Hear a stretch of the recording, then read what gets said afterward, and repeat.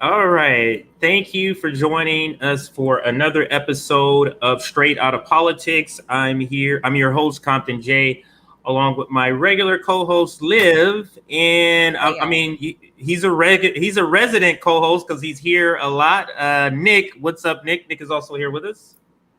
Always glad to join CJ and Liv to talk some shit, which I think we're gonna do. I think should be Let's fun. go. Right. And that's actually what today's like. There's no real topic today. I just wanted to kind of go on the fly. So we will do some Q&A a little bit later in the episode. But first, we're going to just start with what's hot on Twitter. Like what's going on Twitter. And right, it's just so funny because that's what we were going to do. And then Nick already kind of had something, something brewing already. So, Go with off, Nick. Go Nick, off. what do you know that's hot on Twitter? I know you saw something trending. What's trending right now? Mm-hmm. Mm-hmm. So apparently, I have a very popular streamer that is upset with me. I haven't seen his response. Apparently, he's like popping off right now. But we've seen this dialogue happen multiple times in the past, and I shared my takes on this dialogue multiple times. The issue of class traders on the left, right? And I am 100% in support of having class traders on the left. Class traders are powerful. They do a lot for our movement. They do a good job help educating their own class. Because the thing is, like, there's so much elitism that if you have a bourgeoisie educated white person, they're not gonna listen to poor black people. They most likely will listen to a class trader. Right. Like think about how many people would flip to the left because of Susan Sarandon, for example. Mm. That's why the local establishment had to go after her because it's not fair. But her being a wealthy, rich white woman, that does a lot. There's a lot. She really about that again. She really supports. Uh, she really support activists, right? And then there's the dialogue that's been going on this year, right? There's a dialogue where, hey, yo, Jimmy got a house. Jimmy Dore got a big house. Bernie Sanders, he got 3 houses. And there was also dialogue about Hassan a few weeks ago because he apparently bought like a $3 million house in California. Oh my And God. Hassan, he positioned himself as a lefty, as a socialist. Mm. Now, when this thing went on, I actually had a very unique take because there are a lot of leftists that are like, "Yo, you can't be rich. You can't fucking rich people in our movement. Get the fuck out of here. Fuck out of here. You can't be rich in our movement." I actually don't agree with that for the reason I just explained to you guys. I just explained to you guys why I don't agree with that. Class traders can be a very powerful tool. The problem is, and Hassan and his defenders have been saying that at the same time. Well, just because I'm wealthy, just because I'm rich, don't mean I can't advocate for socialism. I advocate for socialism on my platform. On my platform, I advocate for socialism.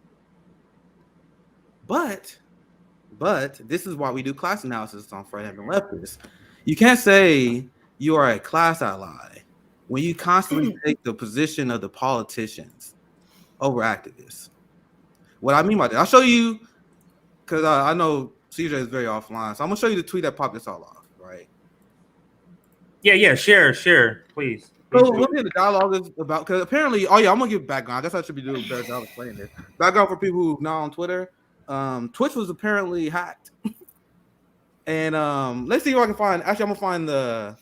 I'm gonna go back just a little bit and Okay. find the Twitch link. It's really easy to find. I literally it's like trending everywhere.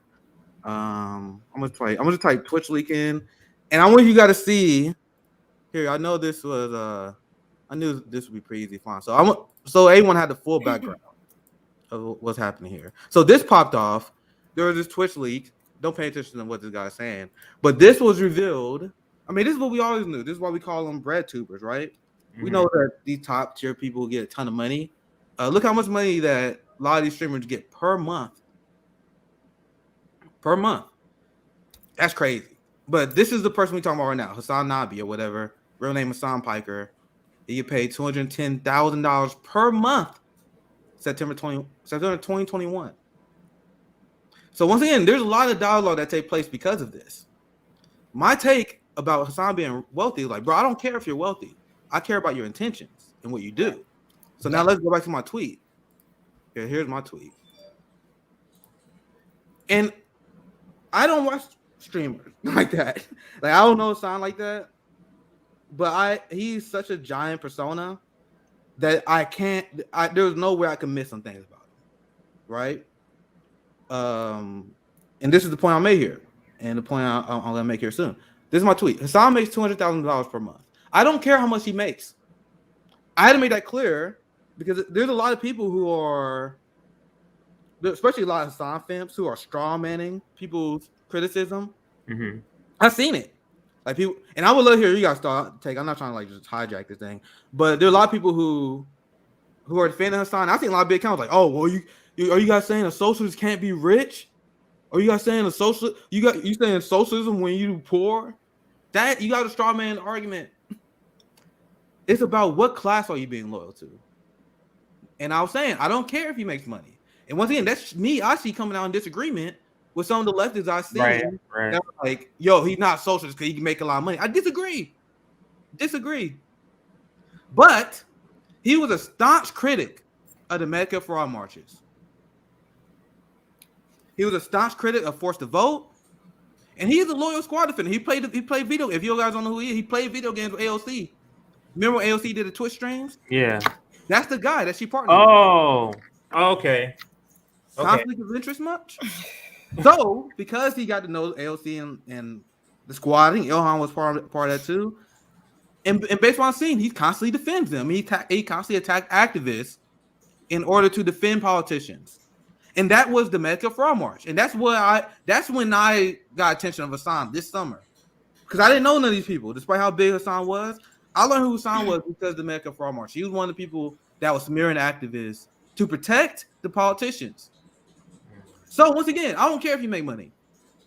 But if you make money and your goal is to attack activists while defending politicians, what we talk about all the time on this show, you are class loyal. And that's the criticism. So I said, and that's one thing I see a lot of people defending him. I said, y'all seriously don't see the problem with a spoiled rich kid? Oh, by the way, if you guys don't know this, he's the nephew of Cenk Uygur. What? Bro, there's so much to talk about. So he got his rise. Like, we are poor black people with no name, no clout, who built this platform with nothing.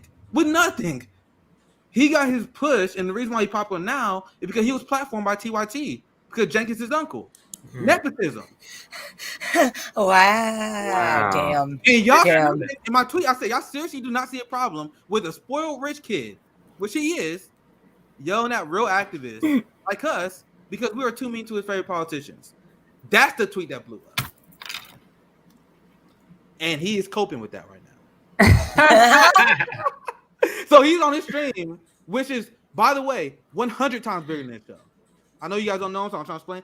He has easily about 50, 60, 70,000 people that are watching while he's live. What is he? But what is his brand? Is he political, or is he a gamer who does politics? What is his whole thing? Bro, no, for real. It's actually a joke. He has simps. Because, like, me, personally, I'm straight as hell. I don't like, so this is not me like making a judgment or anything. Like, I don't understand the like attraction to men, like just as a straight person. But apparently he's hot. You know what I mean? Apparently he's hot. All dudes like fucking gorillas to me. But I mean, is that his whole? He became popular from being good looking. Is that how he became? Dead serious, bro. I am dead serious. Like, he is popular because he's Cenk Uygur's nephew. He was platformed on TYT, and he's hot. Afeni even will admit it. Like, yeah, he's hot. Once again, I'm straight as hell, but I'm just telling what this is the reality of the situation. He has a lot of Zoomers, a lot of teenage girls who watch him because he's hot. And he plays video games. I hate that. And apparently on the stream, I haven't watched the stream where he going off on me, but like I'm gonna re-erase my tweet. But he's like, man, I never said I was an activist, man. I'm an entertainer, bro. But you gotta understand, Hassan calls people grifters all the time.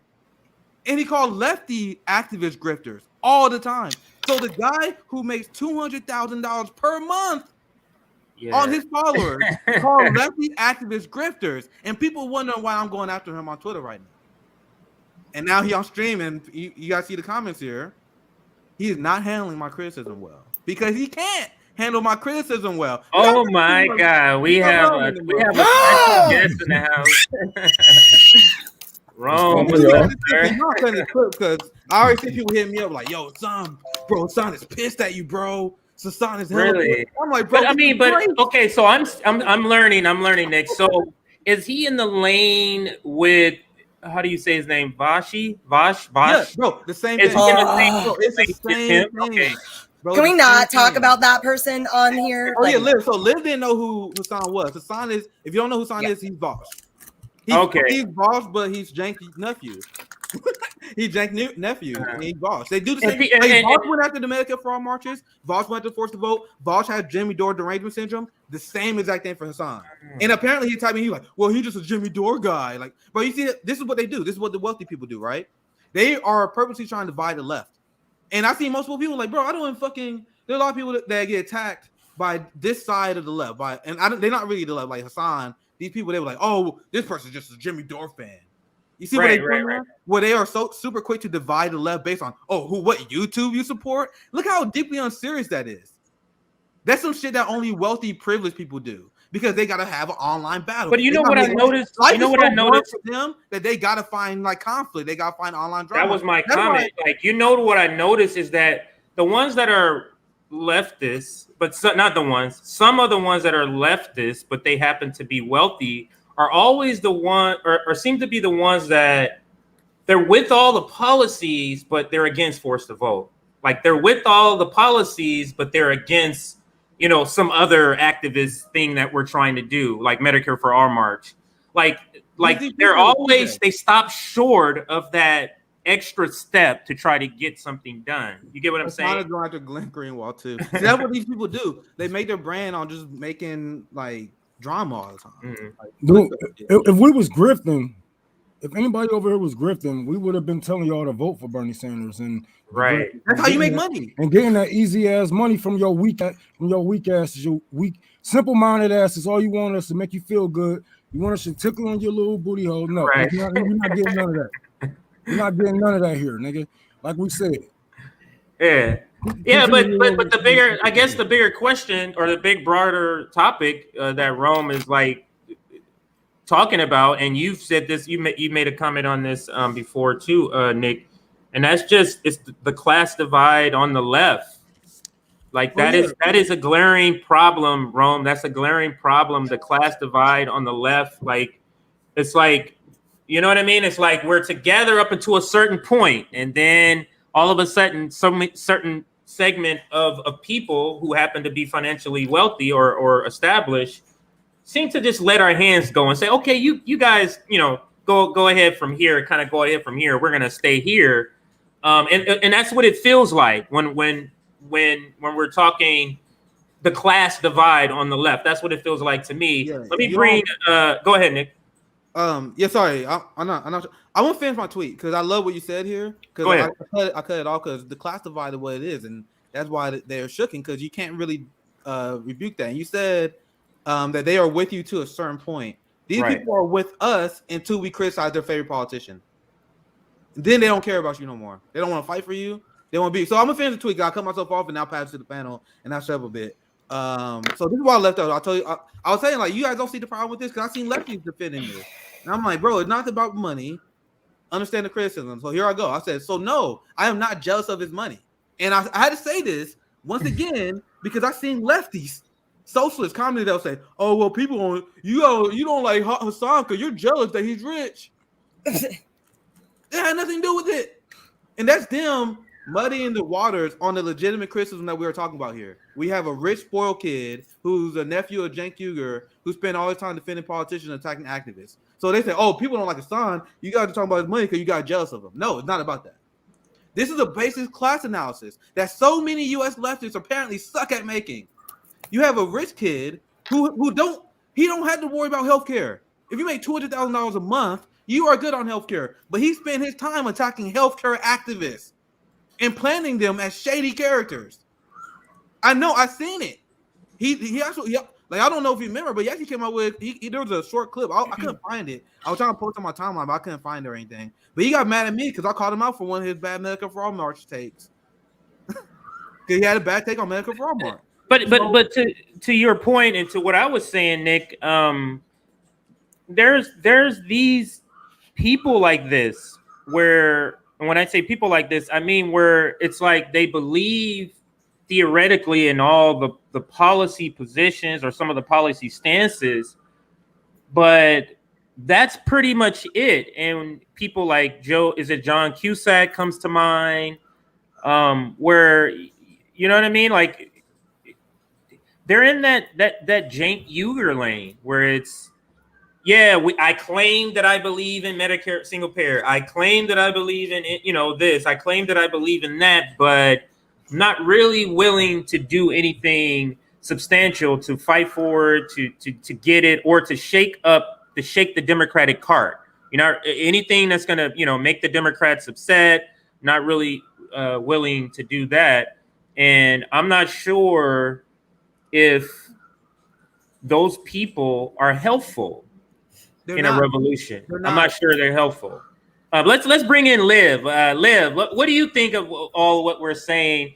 Do you think that? Let me ask everybody the question. Do you think these people like this are helpful or can be helpful to the movement? Like, if we're saying, let's tear down the Democratic Party, Republican Party, the duopoly, but they're saying, hold on, let's just reform things. Like, how can those two things mesh? Can they be valuable to a movement or a revolution? Liv, I'll start with you. Well, no disrespect, y'all, but like, I just absolutely do not pay any of these entertainers any peace of mind, because fuck them. Absolutely fuck them. They are pro-establishment, and reforming at this point is still pro-establishment. And this is, at this point, I know he sees me getting all excited. At this point, it's about fucking dismantling the American empire and rebuilding that fucking shit. There is no reforming. It is straight up dismantling, abolishing, and rebuilding at this point. So, like, if you're not for that, if you're not for the revolution right now, like, fuck you. I don't have time for this shit. Like, I gotta start, like, doing my mutual aid in my community, like, building that shit, promoting the general strike, like, arming myself in my community. I gotta be preparing for the fucking revolution. I ain't got time for any of these entertainer shits. Yeah. No, I get you, because actually, anytime we talk about some of these people, these big name people, AOC, I know you kind of have a similar take on that. Like, these people are just here as distractions. But I'll bring Roman. It's somebody in the comments said, "What are you smoking on?" That's, I guess you can answer that first, and then the second. Jealous. Mac and cheese. The second part is, do you think we can team up with these people in a real revolution? That's the second part. Man, I only know about him because he was race baiting. TYT, that's when TYT was race baiting. They was making all that money off of black pain, off of brutality. That's the only place I know his face from. But as far as Twitch, like, yeah, he make $200K off Twitch alone. We're not talking about sponsors, YouTube. Right. You know what I'm saying? So when we have people not only are they not in our class, but they are coming and invading our class. You know what I'm saying? They come and speak in our language and shit like that. Even though, like, somebody in the comments saying, "Oh, well, he has some leftist ideas, even though he's a whatever." Right. Overall, this is what they do, and then they come in our movements and split us up with those talking points and get in people's mind and put defeatism in their heart, because that's what it is overall. Because he know if there was a revolution, he's not going to be on the good side. You know what I'm saying? He's going to need. Yep. You know what I'm saying? Either he's going to try to make money off of the revolution, like they made money off of black pain, or the revolution will turn against people like him.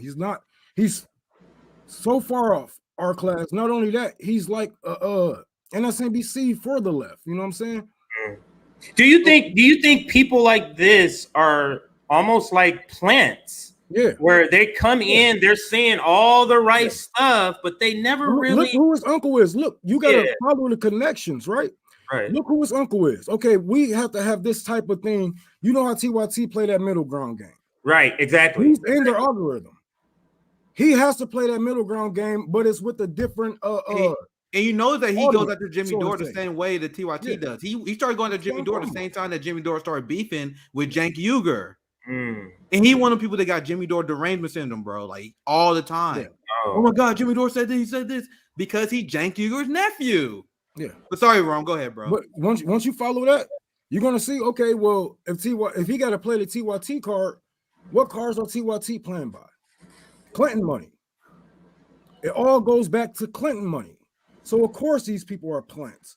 They might not be planted from the gardener himself, Right. but they rooted off from this plant or this weed, we should say, because that's what they are. And we need to pluck them from the root. Right. Now, like, I like when you said that, like, I'm not necessarily saying they're planted by a particular organization. I just mean, like, they see the popularity in what leftist ideas are. They see that and they go, I'm for that, but let's do it through the Democratic Party. Yeah. So they're just kind of like funneling leftists, like people like us. Now we are more strong. We're a more strong-willed kind of leftist. Like, ain't nobody talking us out of our shit. Different. There's not leftists. There's some leftists who aren't as deep-seated. You know what I'm saying? So they can be easily talked into. Oh well, let's try to do this. Yeah, exactly. Let's try to do this. And I feel like people like him, people in that lane, that's what they're there to do. That's what I feel. What do you think, Nick? What do you think about all that? Yeah, and everything we talking about is exactly why I had to levy my criticism on Hassan. And it's hilarious. There's still so many people who don't get it. Now I'm gonna finish this tweet because you guys add a lot to what the point I was making. So I'm glad that I was able to share with you guys today. Hold on, I lost my tweet. Hold on. I want to finish reading my tweet, right? Because there's also another very important point I make. But I think it's important to break it down all individually. So, because this point I think deserves its own conversation. So once again, there are a lot of discussion and there are a lot of waste of time when it comes to these debates about lefties having money, right? And these lefty streamers. Once again, I don't care that Hassan has money, and that what people are making this about. This is what I'm mad about, and this is why I call the U.S. left a joke. Once again, these people call themselves leftists. They call themselves progressives. They call themselves communists. They call themselves socialists. The people who watch Hassan. These so-called leftists donate to a dude who makes over $200K a month just on Twitch instead of mutual aid. That's the larger point. I made that point weeks ago when this dialogue first started. Well, I'm like, why we even have lefty streamers that are making that much money? And if they are, why are you guys donating to them instead of mutual aid? Why are you guys donating to them instead of Haiti? The crisis in Haiti right now. There are. I'm not saying there's a lot of them. Maybe there is. I'm assuming there is. Because if you watch Hassan's stream, it pops up every few minutes. Some dude donated $15. Some simp donated another $20. Some simp donated $100. I seen that, and I'm like, what the fuck? What are they donating to? What do they get? Like, what are they donating to? A cause? They want Hassan to acknowledge him because I told you his audience are simps. They want Hassan to be like, thank you for the donation, Martha. You know what I mean? So they donate a ton of money to him, and they call themselves leftists instead of mutual aid. And if you're a person if you're wealthy, and you donate to Hassan and you donate to mutual aid, I'm not mad at that. But you know, statistically, there are people that donate to Hassan who do not donate to mutual aid or food banks the way they should. That is what drives me crazy. I said the so-called lefties who donate to the dude make $200K a month instead of mutual aid. You're disgusting. I made the same point regarding Voss too, and Voss fans. So, and this is my last point, and then I'll pass it back to the panel. The people who are like socialists can't make money are so deeply unserious and purposely muddying the waters on the legitimate criticism. Right. The criticism is that he is class loyal and stands with politicians instead of the working class leftists pushing politicians. Nick, it's been my experience that people avoid the question or avoid the topic that you're asking because they don't have an answer for it. You get what I mean? So they talk around it. They say everything but the point that you're making. You know how I know that's true, CJ? I haven't seen his response. Apparently, he was talking about me for like 2 minutes, and someone mentioned that he was like, "Yo, he called you a Tosi simp." But what the fuck? For one, that's not true. We literally just dropped the video while I was bashing Tosi.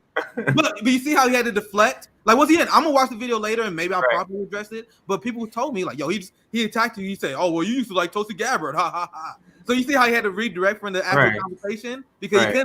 he couldn't address my legitimate points, so he started attacking me. And people were like, "Yo, he's attacking you as a grifter, bro. Even though you make like 100,000 times less than him."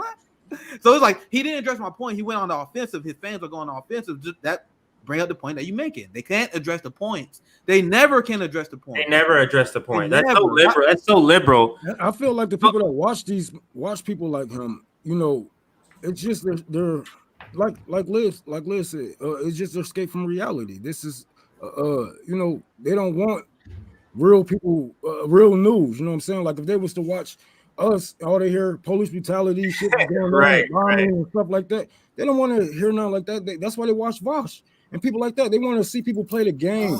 They want to see people talk about bullshit and make them feel better, not teach you. Right. You know what I'm saying? You know what I'm saying? Just it's all feelings. It's all feelings, and nothing will make you. It's nothing for the better that comes out of those channels or out of the whatever the hell you want to call it, YouTubers, bread tubers, whatever the fuck it is. Nothing good come out of it. But I just feel like the people who buy into it, they just want to escape reality. You know what I'm saying? Yeah. They can't. I mean, so what do we do? Even when you turn on the TV, like people complain, oh, we got to see police brutality on the TV, and we got to see this and that on the TV, or they complain about trans rights being fought for on their favorite TV shows or wherever. Everybody, it's just their little escape from reality, and they just. I just want to thank Chris feel good about the bullshit that's going on. So fuck them. You know what I'm saying? Y'all can stay over there. Y'all can stay over there because honestly, I don't need y'all type of people over here. You know what I'm saying? Y'all got some learning to do. Go join DSA before y'all come over here. But I just think that it's a bigger the bigger critique is the class. Like I said, taking it back to the class divide. If you have health care, you're only going to take the fight to get everybody single payer only to a certain point because you have health care. You get what I'm saying? Like you're only going to take the fight against the police state to a certain point if you don't know anyone who's been shot and killed by the police, or you don't know anyone who has been beaten by the police, or you don't have any compassion. Some of his money. That's what I keep hearing. He donates his money and blah, Too weird. Blah, blah. I have no idea. He donates to like lefty organizations. You know, realize that's the same thing Bill Gates He's gonna be willing right? to give that shit up all the way. Is he willing to go back down to where he started?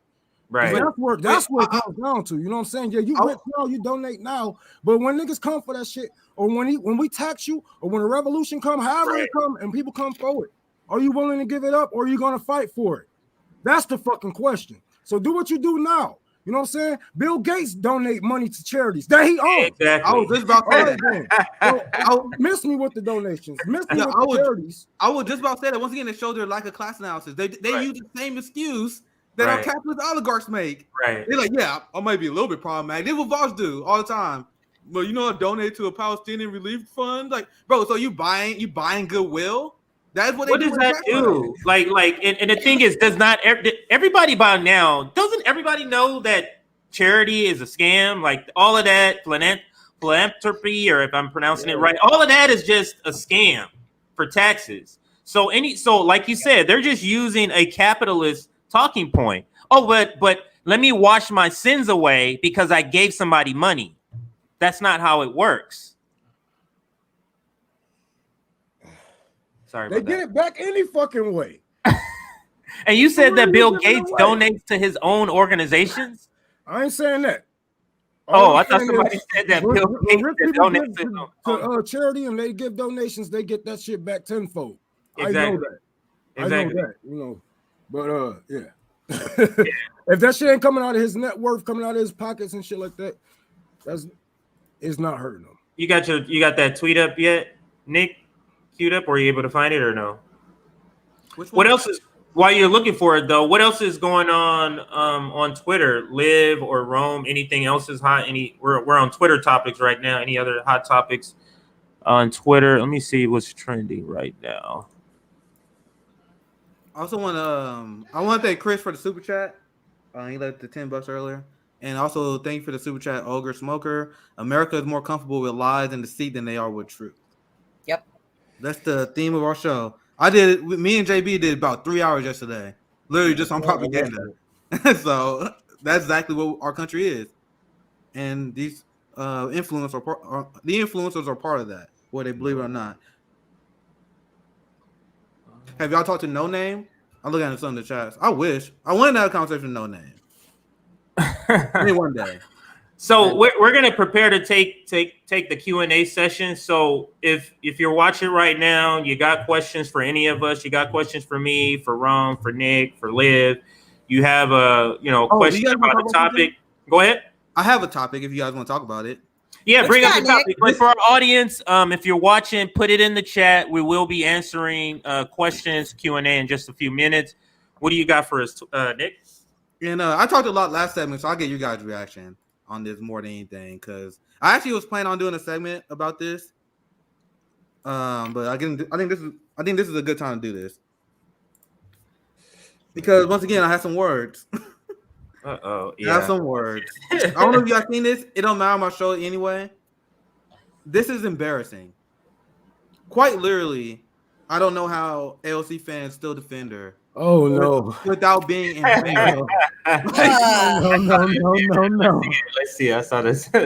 So let's watch this, and let's see what I'm talking Nick. about. I hate my fucking job. Oh, let me.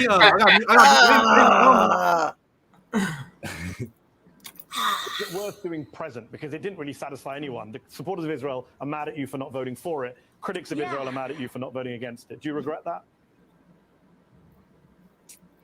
You know, it is something that I weigh, because there's always the macro and then there's the micro. And in the macro of narrative, of politics, of national impact, I probably should have just gone with my value. But in the macro, which would be to vote no. But in the micro, I do believe that this created a window in our community to be able to bring all folks to the table, because my great fear is that we are going to import the same sort of contention around this issue, and we can have a progressive movement that defends Palestinian human rights, that is Muslim, Christian, Jewish, so in the micro, I believe that it created a window of opportunity for us in the Bronx, but in the macro, it was very difficult. Yes. That was terrible.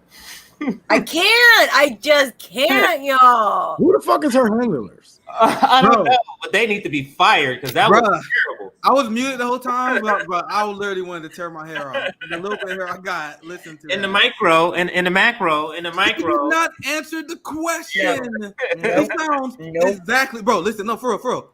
Do I have to play it again? She sounds exactly like Nancy Pelosi now. Yeah, bring it up again. Let's dissect it. Bring that shit. Bring it up again. I need to put my headphones on. Bro, I said this. I said this when the vote happened. I was like, she gonna find a way to both sides of this shit. Watch. Right. It don't matter how stupid it sounds. She gonna. But the thing is, Nick, Nick, Liv in Rome. If your present vote still allows it to pass, that's the same thing as a yes vote. You get what I'm saying? Like, if if you abstain and it wins, that's the same thing. You know what I'm saying? Or put it this way: if you didn't abstain and said no, it would not have passed. Yeah. You get what I'm saying? Like that, you can't get around that. Just because you can say in the future, I didn't say yes, but your abstaining allowed it to pass. That's the same thing to me. You get what I'm saying? Like that's the same thing. Yep. But her response was an insult to the Palestinian people. You got to it again. Play that again. Yeah, I'm gonna play it again. I got earphones so I can respond this time. I'm gonna explain to you guys why this is nonsense, and there's not even that much analysis you can do, because there's so much emptiness in this statement. And when we watch this one more time, I know it's gonna be painful, guys. I apologize. I know it's gonna be painful. But I just want to answer Chris real quick. Chris, I'm coming out there to the Bay Area. Well, I'm coming out there to Compton. I don't know about San Francisco, but I'm coming out to Compton pretty soon.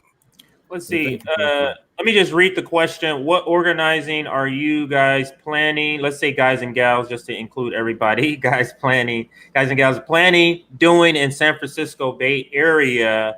Like Rome said, he'll be out in California. What I would say to that question is to be announced, because we are, we are still planning a general strike summit, and there are people who are in the Bay. So I don't want to say nothing to that question, considering that, I still haven't had conversations with those people in that area. So I would just say right now, that's the extent what Rome is doing. He's coming out to California. But let's say to be announced, because we do want to touch larger metropolitan areas. I'm speaking for myself, what I think. So Nick and Rome can, speak on what they believe. So that's what I believe on that. Yeah, and I told you guys we got a lot of great things planned for electors. We're still on infancy as it is right now. I had conversations with Affinia, I had conversations with Rome. Dude, once we get this thing really up and running, bro, we're gonna have mutual aid running throughout the country. But once again, we got dreams of grandeur, and I admit it. We are not at the level where we can do something like that. But imagine if FHO grows. Imagine FHO got 100,000 subscribers. We would use that instead of staying in air-conditioned studios like TYT do. We would use that influence. We would use that to organize mutual aid events throughout the country. You see what Rome is doing, Tour for the Poor? Imagine that times 100. Like as we continue to get more support, that is right. So once again, that's what I want this to be. But we still we can get there. Right. I mean, we could kind of talk about that. We have the three founders right here. We can kind of talk about like what our, kind of where, what we would like what we like. It doesn't mean that everybody voted on it and this is what it is. Just like what we thought of when we were, rolling the idea around. But thank you for the super chat. I don't know where it's at. If somebody can take that off. If there's any other questions, please put them up. Anyone, if you see a good question, put that up and we'll answer. So we're gonna just you want to see the video again? Yeah, let's do that so we can come back to that question. So let's this once again, I think this is an insult to the Palestinian people, and if you care about anything that happens outside the country, you cannot be an apologist for this. So let's put it into context again. So what, I can't read what it says, but what is the context? So he's asking her I want to see this. Go ahead. Sorry, CJ, I don't want to cut you off. Go ahead and finish. But I want to see this. Is he explaining it better or something, that guy right there? I don't know. Let's see. Absolutely. And I do believe there is something to be said about this sort of, how do I put this? Willing ignorance, right? This sort of duality between that consciousness of being aware in such a manner and yet readily marginalizing that intersectionality. It's very profound. Right? There are different angles to be looking at this from, and it's crucial to pose that contrast within those realms of varying perspectives. And it's sort of the case where, are we asking ourselves the right questions, or are we all just sort of victim to the cause itself? It's suffocating, to be quite frank. It's paralyzing. But having these conversations is extremely, extremely vital in fundamental change. I'm sorry, I had to watch that because I saw Ryan Knight laughing at that. So I was like, Ryan Knight thought that was funny. I thought it'd be worth playing. That was AOC. That was AOC. I want to answer something so this nigga stop spamming. Hey man, this is a company. It's only so much shit that we can say outside, and we're trying to be as transparent as we can with you guys. As far as that, yeah, we've been transparent, but you don't want to know everything because I don't want to know everything, and it's a lot of fucking boring legal mumbo jumbo. But we're getting it together. And as far as your second question, people have emotions. People been working on emotions, and like I said in my video, we're gonna get ourselves together with communication and whatever the fuck we got to do, even if we have to meet up in person and get things right. But there's so much. He's addressing the question in the there was a question in the comments, that he's talking so much shit that you don't know about, man. So much shit been going on for months. We shared that we can't tell y'all about. You know what I'm saying? Legally. So we shared what was important. The thing is wrong. We don't really have to address these. Like we share what was important. There's some people that like, I want to know it all. You guys don't have to know it all. Right. CJ's back. And we back to the shows. Right. That's it. I didn't even see what the question was, but I'm assuming that's what he's answering. So we don't have to waste any more time on that.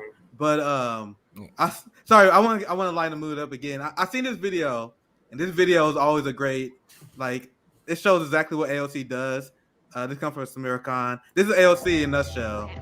Recent polls have shown a fifth of Americans can't locate the U.S. on a world map. Why do you think this is?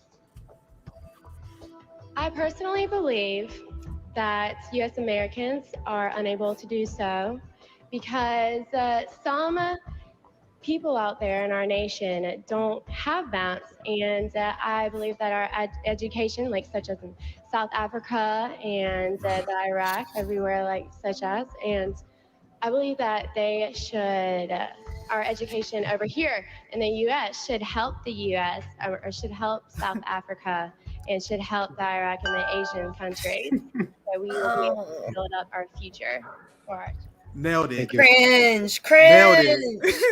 That's AOC when I hear her talk, especially about foreign policy now. but we about to play it again. It's not an education. It's not an education thing. Like, Oh no, but Nick, what is she? What is the question, or what is he asking her to answer? Like, what is he asking? Yeah, good question, CJ, and that's why I want to play it again. Listen, she does not answer his question. Pay attention to that. She asked him about her vote on the Iron Dome, and listen to what she says in response to her asking about her vote on Israel. Is it worth doing present because it didn't really satisfy? So, was it worth voting president on this issue? Because what he was saying, I don't know the video cut off, but he was saying, "Yo, you have the Israeli lobby, the Zionists, the Israel lobby is upset with you because you vote president. Then you have the left that is universally upset with you because of this. So what the fuck was you doing?" That essentially is the question. It's like, bro, there's no political calculation here. So if you went and went over the left, voting president pisses them off. If you went and went off the centrist, voting president pisses them off. So AOC, like I said, her handlers are morons. Yeah, why are you pissing off both? Like, make a decision so you only piss off one side. Like, you pissing off both sides. Yeah, I get what. So great question, CJ. So we don't watch it one more time. That's the context, and listen how she does not answer that. Is it worth doing present because it didn't really satisfy anyone? The supporters of Israel are mad at you for not voting for it. Critics of Israel are mad at you for not voting against it. Do you regret that? You know, it is something that I weigh because there's always the That's macro, not an answer. and then there's the micro. And in the macro of narrative, Can you rewind that a little bit, Nick? national impact. Rewind it a little bit. He said, rewind it just a little bit. Because I'm trying to say wrong. Because I know I watched this yesterday, but I'm just trying to. I'll rewind it. You know, it is something that I weigh because there's always the macro and then there's the micro. And in the macro of narrative, of politics, of national impact, you know, I probably should have just gone with my value. But in the macro, which would be to vote no, but in the micro, I do believe that this created a window in our community to be able to bring all folks to the table, because my great fear. What does it have to do with you voting president? What is he talking about? Yeah, so that's why I show you guys those videos. If you guys think it was cruel of me showing those videos, that lady that was speaking at that pageant, that's exactly what AOC is doing right now. Yeah. This makes no sense. Yes.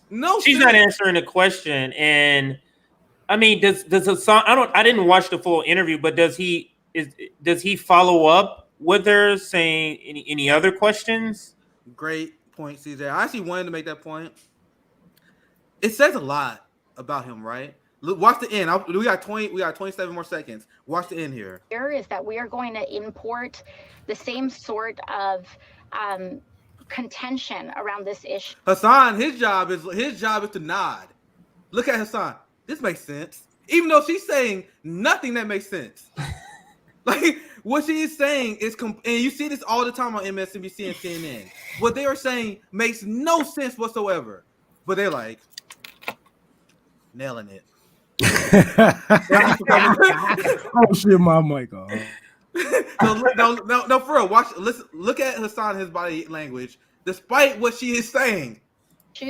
And we can have a progressive movement that defends Palestinian human rights, that is Muslim, Christian, Jewish. So in the micro, I believe that it created a window of opportunity for us in the Bronx. But in the macro, it was very difficult. Yes. Damn, I actually seen a video after this where he was like, yeah. And he's like, Hassan agrees with her. He was like, yeah, understood. Nailing it. That was terrible. That was terrible. Like, there's a lot of ways we can. But so then that brings us back to, or bring me back to this question. This is an AOC. This is the leftist radical of the radical, according to Americans Overton Window. She's the radicalist of the radical, right? Isn't she the most radical of the squad? And the squad is supposed to be the most radical left. If this is our most radical elected leader for the left, what are we doing? Like, what are we doing, or what are we going to do? Like, this is our most radical leftist person that's elected. Like, what do we do? Like, electoral politics is just a joke, in my opinion, because we send them there and they are great intentions and they say they're going to do all of this, but the pressure there, or whatever happens, the trans, the drugs, I don't know what they do, Rome. When they get there, like, what do you think they do, Rome? Like, you know what I mean? What's that, the orientation? Like, but like you always told me, you know what I'm saying, birds of a feather, man, you know, and like when you get around these people, you just lose yourself, you know. And I had to warn people on Commie's Corner when you get around certain politicians, even, you know, some people that's working for some parties that you might like or might think about working for the next election. Once you get around these people, and once they are actually talking to you and they tell you the actual beliefs and they let their guard down, you're gonna find out that you're nothing like that. This is a career to them, and they're gonna do whatever it takes to keep this job, because that's what it is, you know. And once, you know, they get in this office, you stop being represented, you know what I'm saying? You start being numbers, you know what I'm saying, and start looking at you like numbers. And that's why they can do this job. That's why they can be so evil on it. And they can just be like, oh, it's just 100,000 Palestinians. 100,000. Do you think you could stand up to that type of pressure if you were ever elected out of your area? You know, you're a Detroit representative. You think, you know, Nancy come, hey, what's up, Rome? Come on over to the house. Yeah, I got some bubbly waiting for you, Rome. How would you get what I'm saying? There's a constant. But now that you're elected, you got full health care. Your family's taken care of. You're living good. You know what I mean? Like, you're finally here where your family's finally tight. Your family's good. First of all, you can't leave the hood, because once you know what I'm saying, once you already left the hood and you surround yourself with all these judges, lawyers, and all these people that's already, we know you in a different tax bracket, whatever. But we know you can bring that money back to the hood. Even the money that you make, $100,000 a year that you make, you can put that into your neighborhood and whatever it is, you know. But you have to stay connected. People always say, "Don't forget where you come from." Like, just don't leave. Right. Like, skip You're that. saying you have to stay connected. You have to stay connected. Yeah. Yeah. Make it better, so you stay connected with the people and what the will of the people want. You know, so that way you won't feel like these demons that's in these higher offices is you know what I'm saying, a threat to you, because you know you got, you know, 1 million Detroiters backing you, you know what I'm saying? Or even if it's just a half of Detroit, that's still more than enough to get something rowdy. Or if I say, or if I get enough popularity, I say, hey, flip it over or make it better. They're gonna do it. So was that one of AOC's first mistakes, when she got rid of the people that she was around, and she got rid of all the people? Yeah, obviously, like on her staff, and she replaced them with regular Democrats. Go ahead, Liv. Is there a super chat or a comment you want to? No, there is a super chat, but there is a comment I saw. AOC is CIA. Yes, holy fucking shit. Yes, I've heard that. I've heard that several times before. But like between like doing international relations at BU, interning for Ted Kennedy, doing her thing wait, for she interned for Ted Kennedy. Yes, I don't know enough about AOC. I thought she was a waitress and she was poor, and then she got elected. That's what I thought happened. That's what mainstream media wants you to think. What happened? That's what she wants you to think. What was it then? Tell me the real story behind. You're telling me she was an intern for Ted Kennedy, and what else you say? She did an internship abroad, I want to say in Africa, through USAID, which is like known to be funded by the CIA.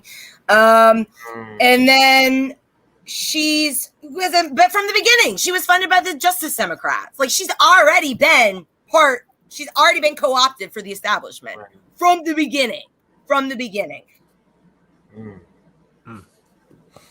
But what does it say to everybody? What does it say that the politicians know what to say to get elected? That's basically what this is a critique on. Like, let's say she is CIA. Let's say she is not as genuine as we thought. They know what to say. They know people want to hear ending, police brutality. They know people want to hear raising wages. They know people want to hear ending wars.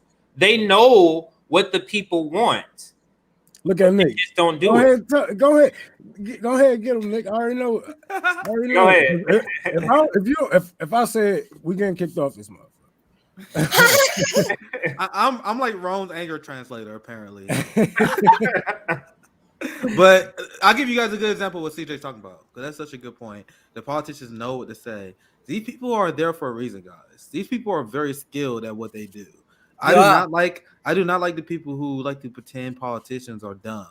They are not dumb. They got very smart advisors. They may not be an intellectual, but they know the how to be a member of the ruling class. They have mentors, for example. Remember, you had Hillary Clinton that said, who was her mentor? Henry Kissinger. She said Henry Kissinger was a good friend and mentor of mine. What are they mentoring about? You think he's teaching her math? No.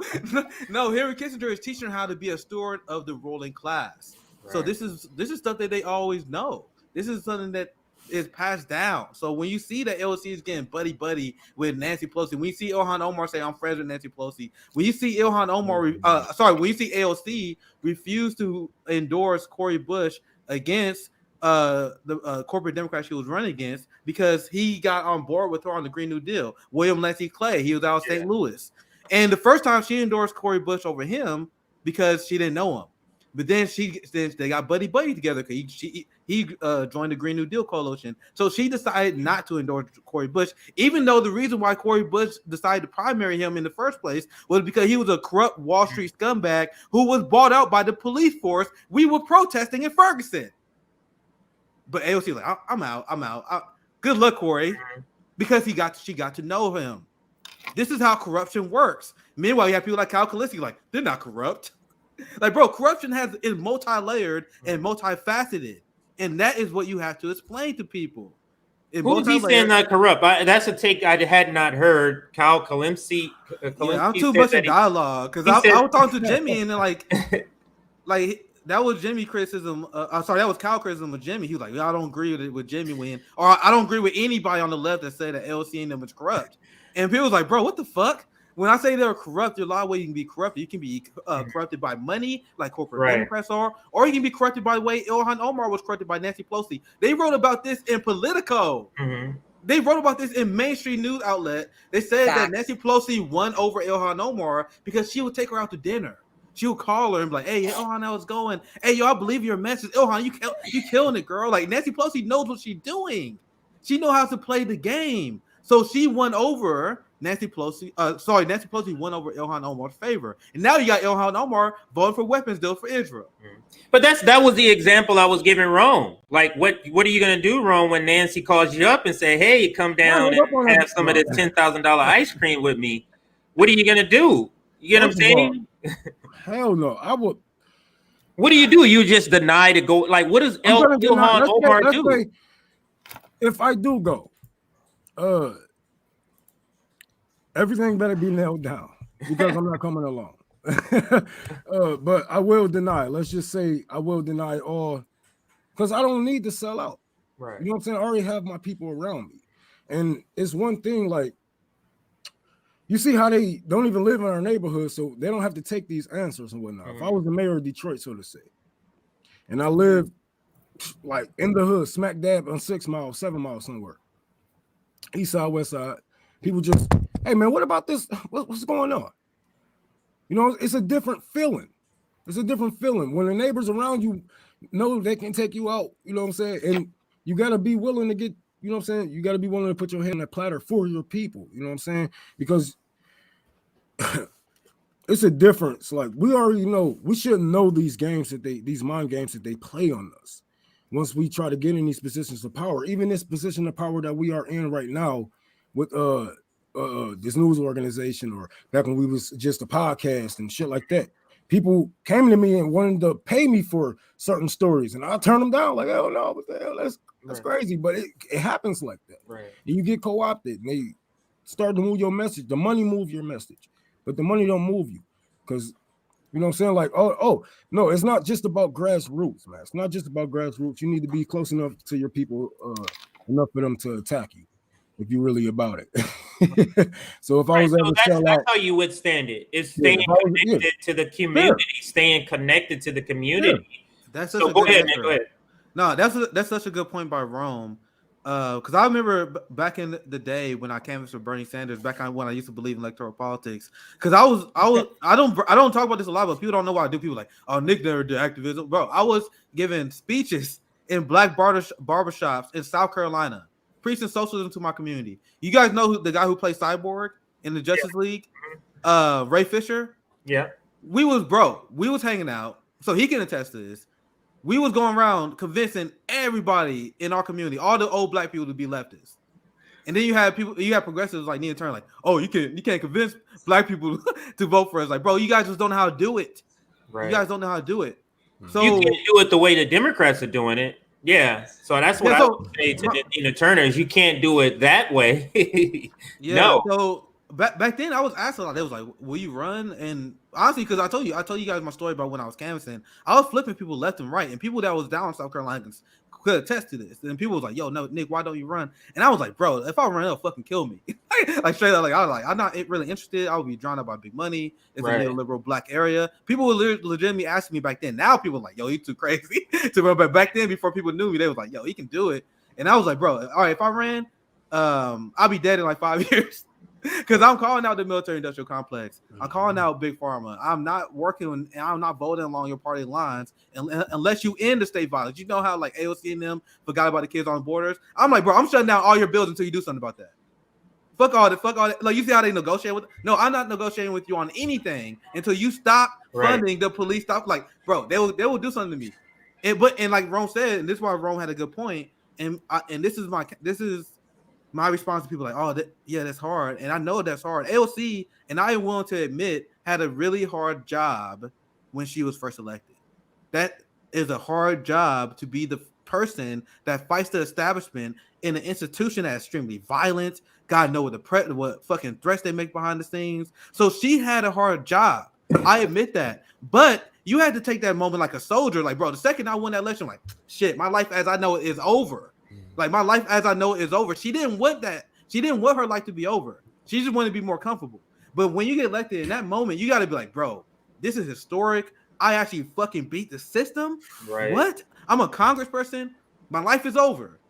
And you are going to face immense pressure, the pressure that we seen AOC and them fold under. The way you counteract that, Rome brought this up. You counteract that with your on-the-ground supporters. So when you're being attacked by the massive establishment, you mobilize your fucking 12.7 million followers you have. Right. Someone made a great point. I think it was Frank Analysis or Max Blumenthal. I'm mad I forgot who said this, but it's not my point. It was someone else's point. They said LC has 12.7 million followers, but you see when she holds like rallies and she does local protests, there'll be like 20, 30 people there. And they was like, bro, isn't that a failure? Like, if you have that many followers and you're as influential as AOC, why can't you hold massive rallies for your agenda? It's because they're not trying. And that was his conclusion. They were like, they could if they wanted to, but they're not trying to. And that's a legitimate criticism. And that's how you fight the establishment. Yeah, you'll be attacked like a motherfucker if you do what we want you to do. But you use your army to have your back. Your army will debunk they will lie about you. They will smear you. They will do personal attacks. Then your army backs you up. Like, why is it that you think, and I'm going to pose this to everybody to live, you can answer this first, I guess.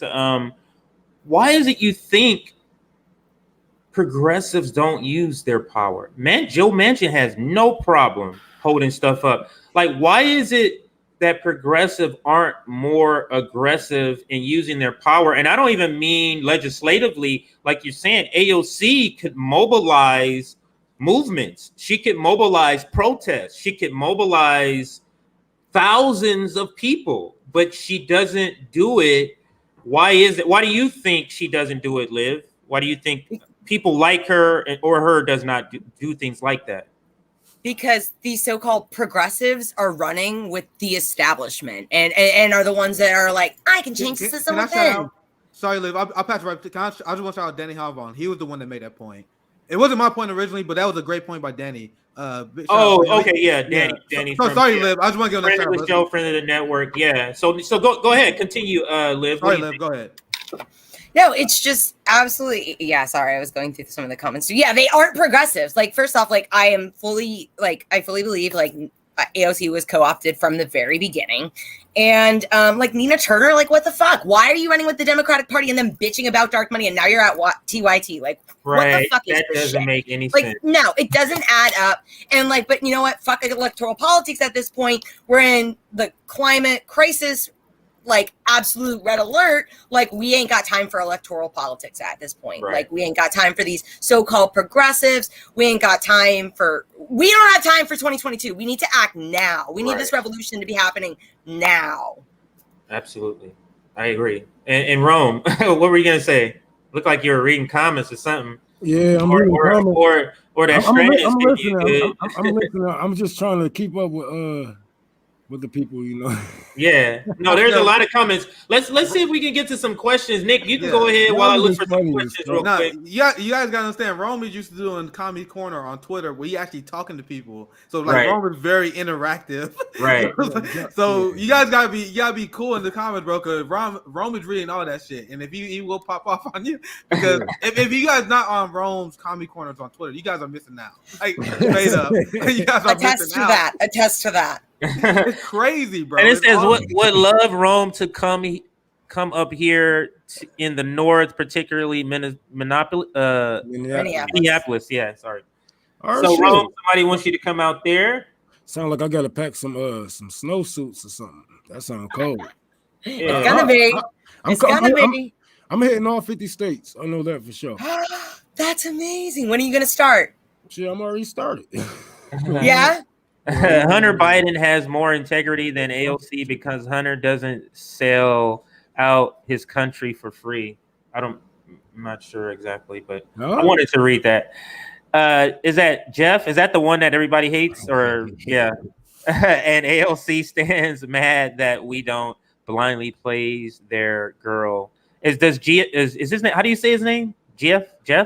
I don't care. I just call him Geoff. Fuck his name. Geoff. Okay. Is Geoff does he like AOC too? Is he like an AOC stand? Oh yeah. Yeah. Okay. Because I don't know. He retweets her all the time. He love her. Yeah. And he hates anyone who questions. Anyone who questions her is a Boogaloo Boy, Red Brown Alliance. You better not even like some shit. Fuck saying it. You better not even like some shit that says. Bro, if you even like anything that Jimmy Dore says, he gonna fucking go after you, bro. Wow.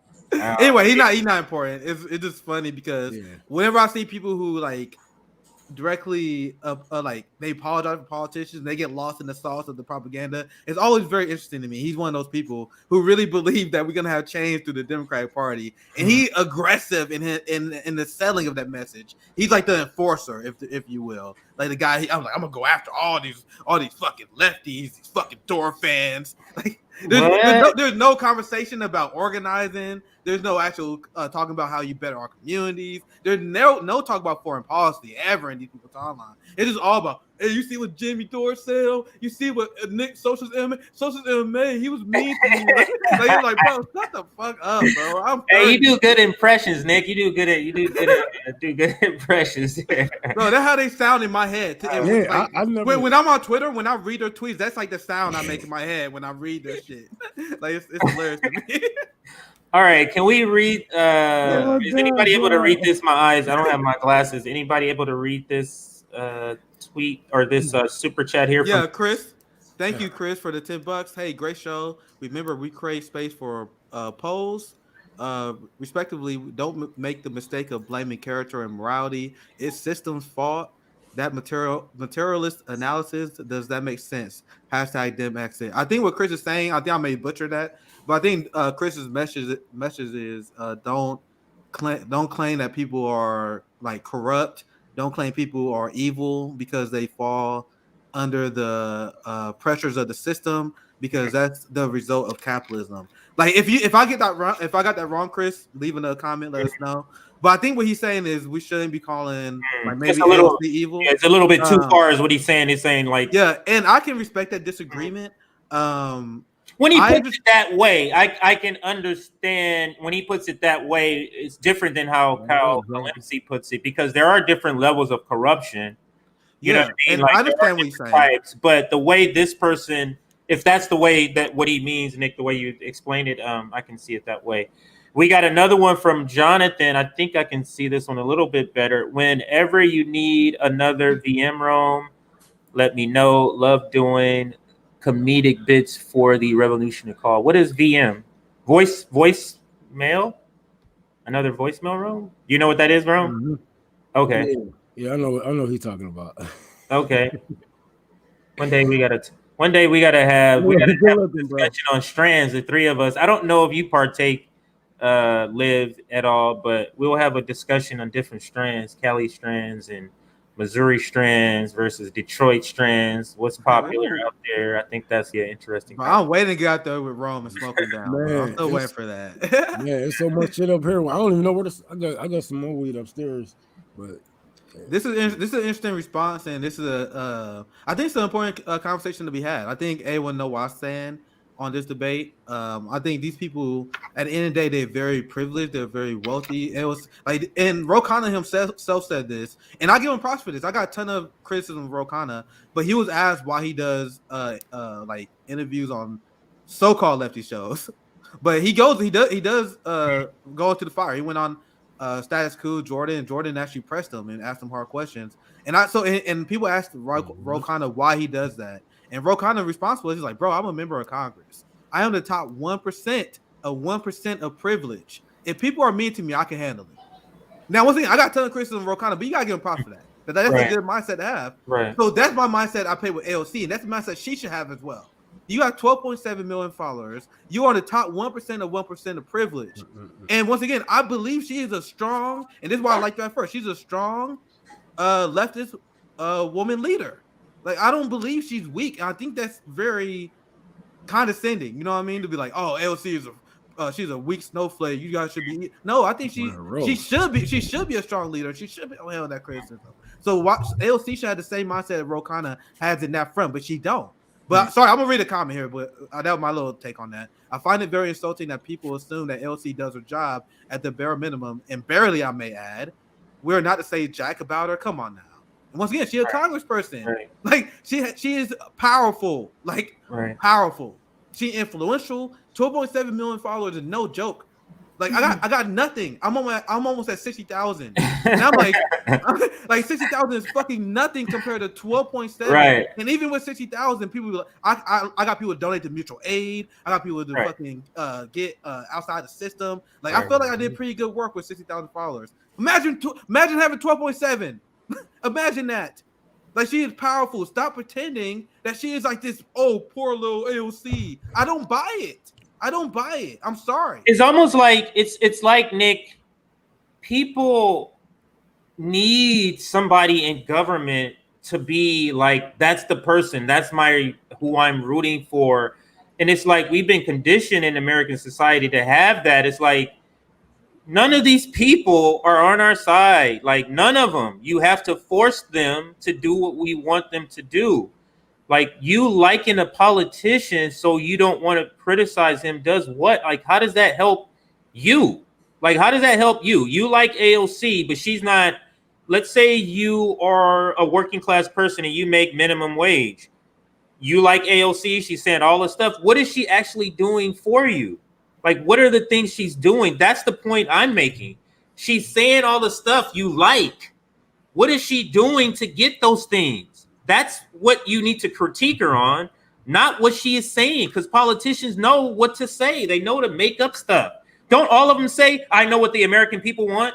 They all say that because they can say that because there's millions of American people and everybody have a million opinions. So they can say, I'm representing the American people. Rich, wealthy people are American people too. So the point that I'm making is that politicians' jobs aren't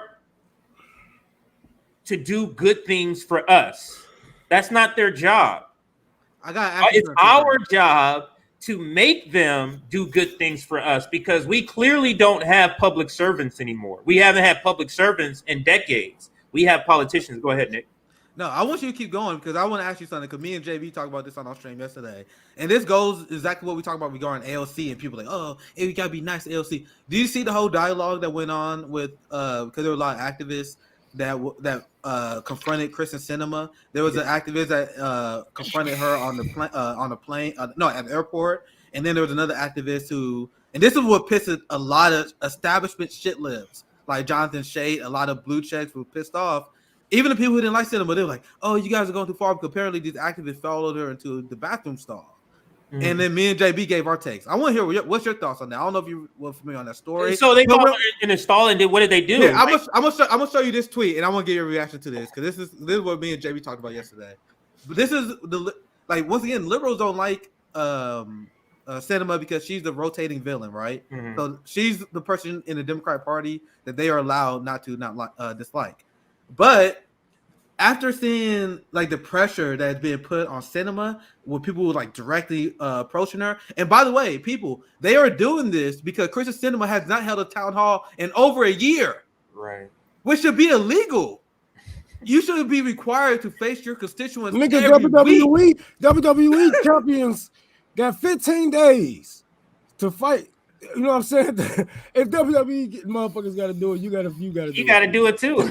Yeah, so I went at that context. So this is why people are like, all right, if you're not holding town halls, if you won't face us, if you're only gonna face your corrupt donors, because she only had meetings with her big oil and big pharma executives, but she won't meet with her constituents. She's like, all right, fuck it, we gonna call y'all in front of your face.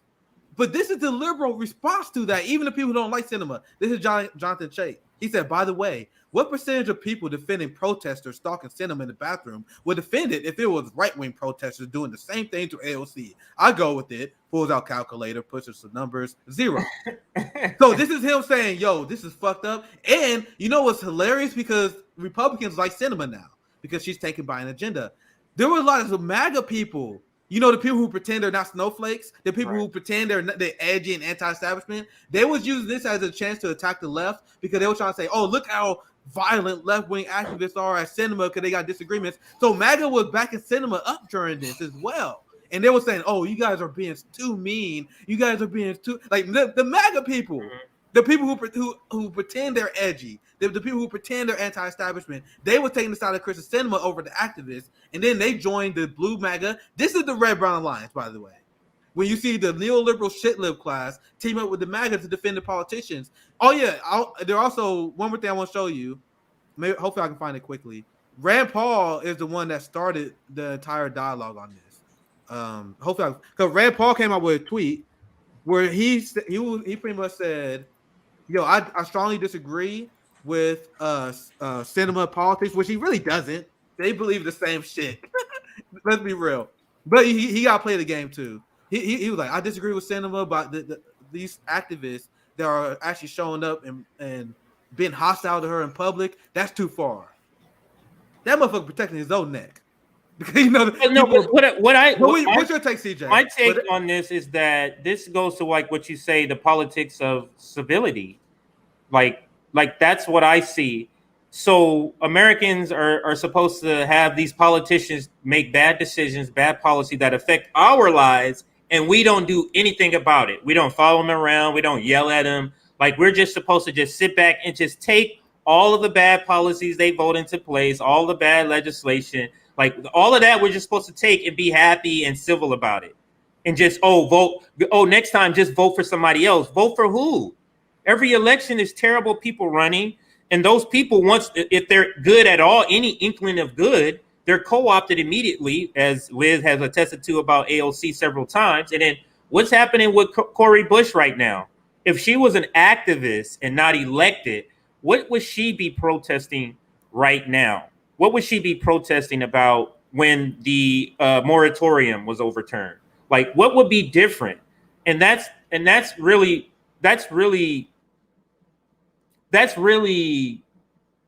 sad that people like AOC, if she was real, if she wasn't CIA, if AOC was real in the beginning, and Cori Bush, like it's almost like, to me, Nick and Rome, I'll bring both of you in, it's almost like they could do better if they just, now that they got the recognition as a politician, now just resign and be an activist. Like you could do more, because obviously you have restraints on you that's preventing you. Now you have the influence, AOC. You have the 12 million. Why don't you just go ahead and resign and start leading this movement?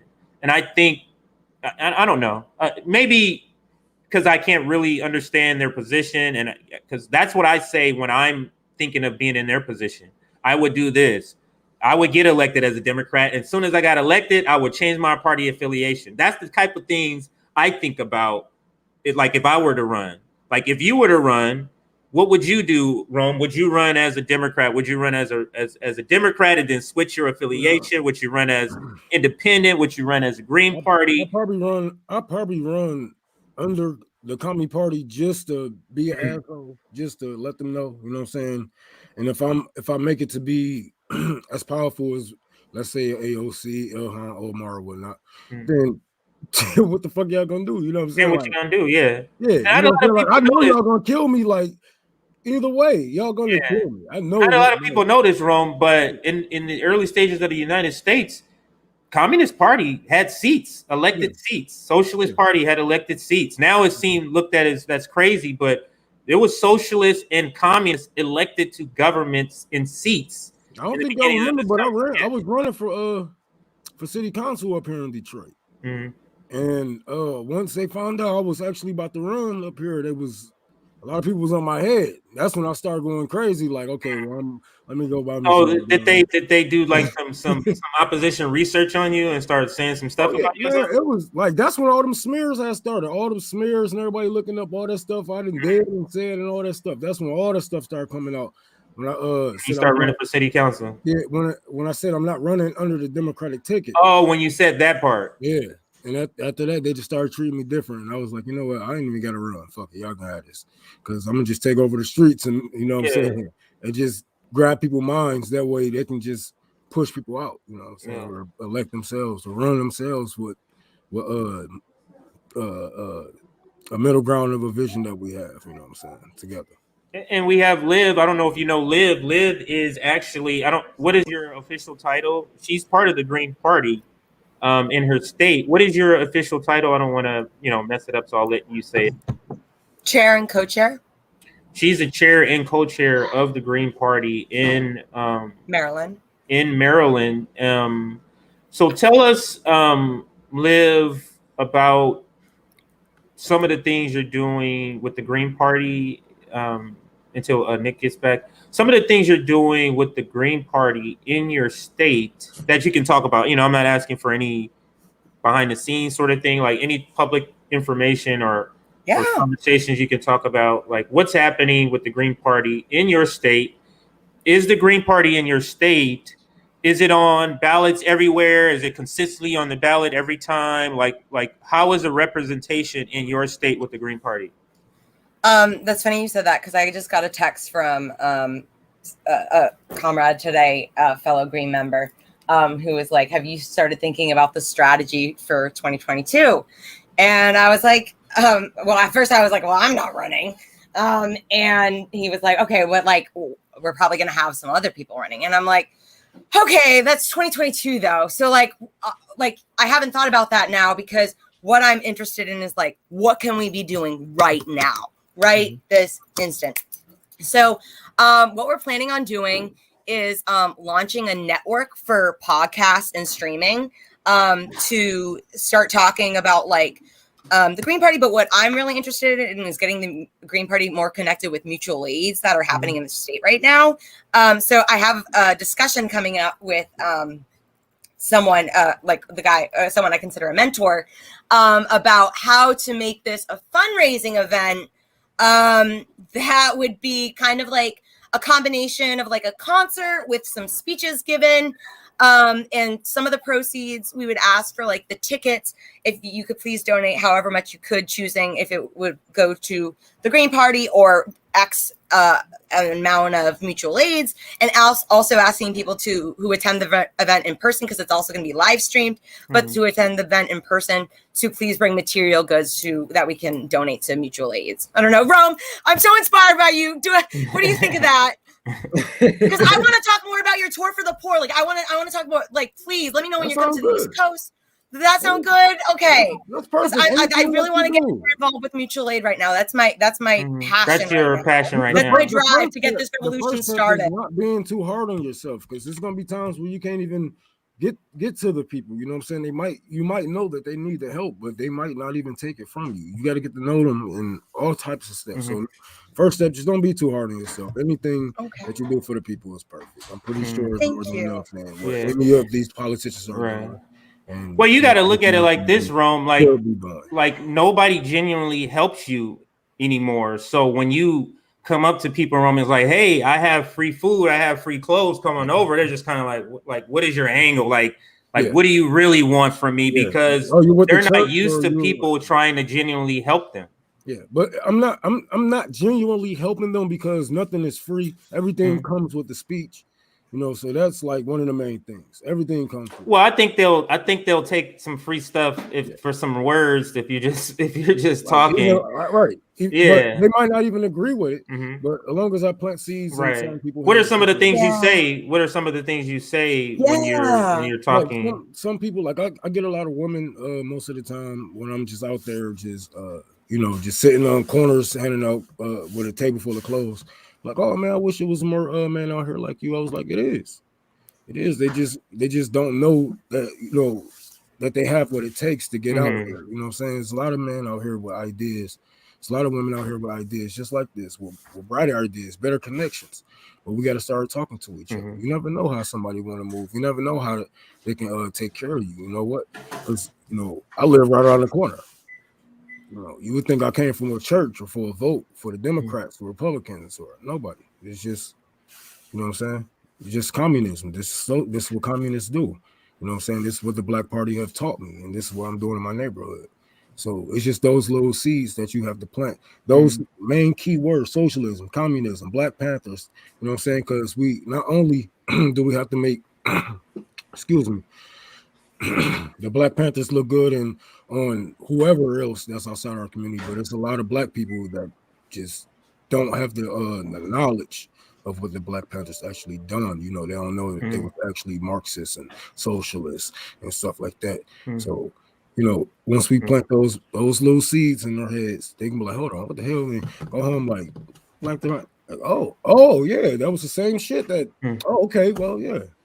Okay. That is a great point. And somebody else brought this up. I forgot what podcast I was on, and they were saying how the Black Panthers don't get enough credit for the mutual aid structure that they brought. Like, they were doing amazing things, hiring good lawyers to get people off on trumped up charges. Of course, everybody knows about the free food. They was to smear them, right? You see how desperate they was to smear them, and it's crazy looking at it. Because I remember growing up, hearing the propaganda against the Black Panther, like, I remember hearing in education, like, the Black Panther was inefficient, they were violent, they were turning people off, domestic terrorists. It was the exact opposite. It was actually the exact opposite. It was the exact opposite. And I'm glad you said that, Liv, because Liv, like, we may have grown up in a different situation than Liv. We've had this conversation where Liv heard completely different stories about the Black Panthers. So can you speak to that, Liv? What did you hear about the Black Panthers when you were growing up? How were they described to you? If anything, I cannot even pinpoint a time in my entire education which is, like 20 something years, that I have ever been taught about the Black Panthers. All I know that's like ingrained in my head is this growing up of feeling like the words domestic terrorists and Black supremacists. That was what was ingrained and propagandized to me within my white privilege bubble that I grew up within. Like I remember even like myself being like taking it so long for me to like come around to the teachings of Malcolm X, because I was taught for so long he was the enemy. Like he was a black supremacist domestic terrorist. So like that. So for me to come around and like watch and learn and destruct what I have been programmed to believe, and see him as this true revolutionary before his time leader, you know, like that's a hard pill for a lot of white people to swallow, like to get comfortable getting uncomfortable and challenging this notion that they have been programmed to believe. But the thing is, but once you I think the transition, and I can bring Nick or Rome, whoever wants to speak. I think the transition is maybe you're comfortable, you're privileged, you're comfortable, and you don't want it to get out of that. Then you go to uncomfortability.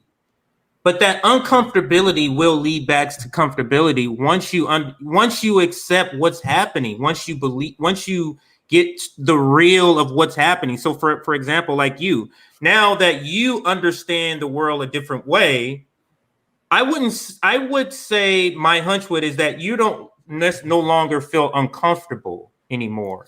No, I don't want to say that, because part of the cultural, I wanted to throw this out there. Something I learned in grad school, one of my absolute most amazing things that I learned is the concept of cultural humility. Look up that TED Talk.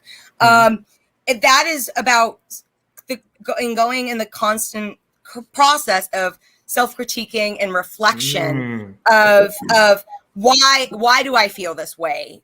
Why, breaking down the prejudices and biases that you have been programmed and or so that feels so innate, and deconstructing that and breaking those down and reflecting and critiquing them in a constructive manner. That is ongoing in the lifelong process. Because there is no, for me as a white privileged person, I can never truly understand the suffering of living in poverty and going hungry and having to skip meals. I can never, that's part of the cultural humility process, is accepting that I can never fully understand that, but completely accept and believe and respect someone who does, and fight for them to have that right to free food, free clean water, free clean air. What do you call that? Humility of what? What do you call that? Cultural humility. That is it.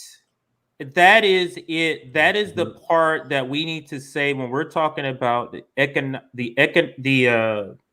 class difference, the class issue that's going on. If you don't experience, you must relinquish and take for face value what the person who has experienced it has gone through. So you may not have experienced police brutality. So that means you don't speak to that. You lean on your allies who have experienced that. Yeah. Let them speak to that. And you stand in solidarity, even though you don't have a personal experience. And that is, if that was able, if wealthy leftists were able to do that instead of call activists out for their favorite politicians, I think we could get somewhere. What do you think, Nick? Of all, I don't think she mean white people is not poor. I think she's speaking. Yeah. Okay, guys. Yeah, that's of course. Background. We're speaking in general terms, of course. I'm speaking of the white privilege bubble. Yeah. Right. Of the white people living in middle class America, that is so diminishing and is such a phallus, and but it breeds this white privilege bubble of comfortability and ignorance of what is really happening in the world, and it breeds this white shitlibs and snowflakes that really think like, oh my God, the climate crisis, Joe Biden is our climate president, like yay, like that. That is part of the privilege bubble. That's my really mom, people y'all. That's my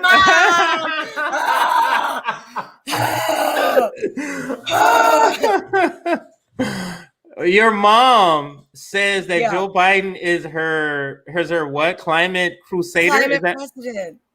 Climate president. No.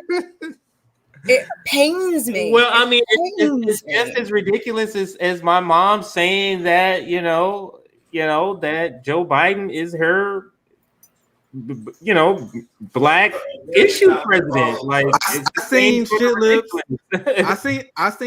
share memes unironically that had like Barack Obama with like MLK, Malcolm X, like Barack Obama, revolutionary. Like that's how out of touch. That's how propagandize our people. So if I say, guys, there's a lot of people with cringe ass beliefs. I seen some shit on Shitlib Twitter that would never unseen.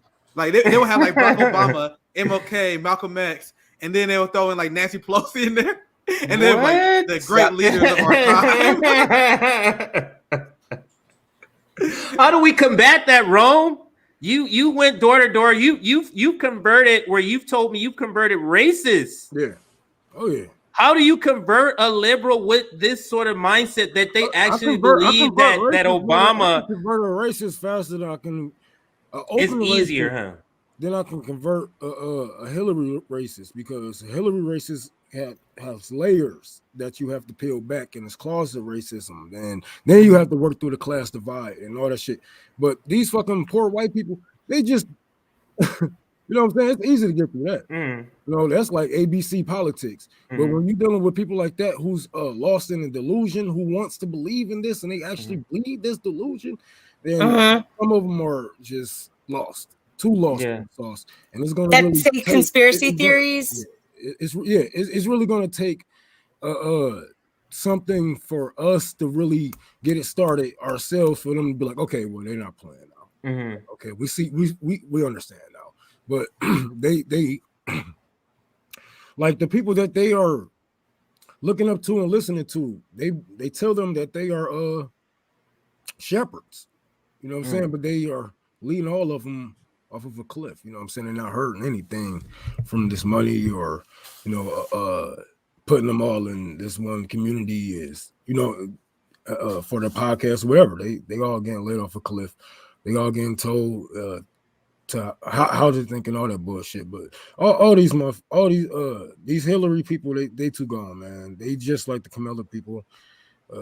AOC they are people. You can say that again. Like it's so ironic to me how much Kamala Harris is like Hillary Clinton. Like it's so astonishing to do. Let me read this super chat. I grew up in a black neighborhood in San Antonio. I was taught the truth about the Panthers from friends, and I remember arguing with my parents. Great. And this guy, Matthew, that's also my brother's name. This is what we want our white allies doing, is speak to your family, speak to your friends that fall into these categories of the isms. Like, speak to them. Saying this is what Nick says all the time, saying you're not going to talk to a racist doesn't help us. Yeah. It doesn't help us for our white allies to say you're not going to talk to them, because we need you speaking to them, because they'll listen to you more than they'll listen to us. They weren't mad when we was doing this shit for Bernie Sanders, so don't get mad when I do this shit for my community. Yeah. Go ahead. They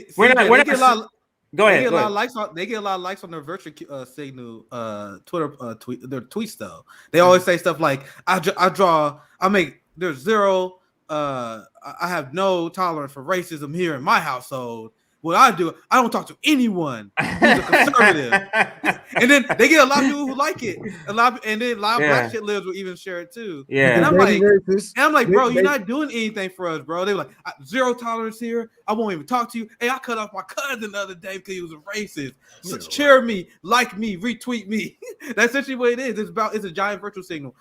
Meanwhile, nothing is getting accomplished. And the reason why I have this to take, guys, and I'll pass it right back to the panel.